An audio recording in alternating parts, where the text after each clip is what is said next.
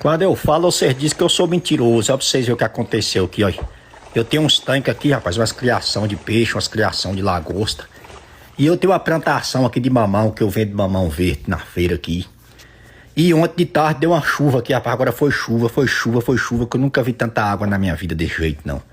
Os tanques foi enchendo todinho, os peixes ficou com medo de morrer afogado. Saltou tudo pra fora e subiu pra minha roça. A roça alagada de água. Quando pensa que não, rapaz, deu um trovão misturado com relâmpago. Agora foi um trovão tão forte que a metade dos meus mamão amadureceu todinho. Aí os peixes começaram saltando e comendo os mamão. Prejuízo aí pra umas 10 pessoas eu tive sozinho.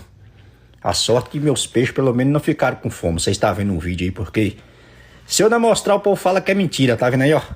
Você é doido, rapaz. Agora foi um trovão que até agora meus ouvidos tá zunindo assim, ó. E a claridade do relâmpago tá dentro das minhas vistas assim, ó. Chegou a esquentar, eu tava com o cigarro atrás da orelha, o cigarro acendeu sozinho.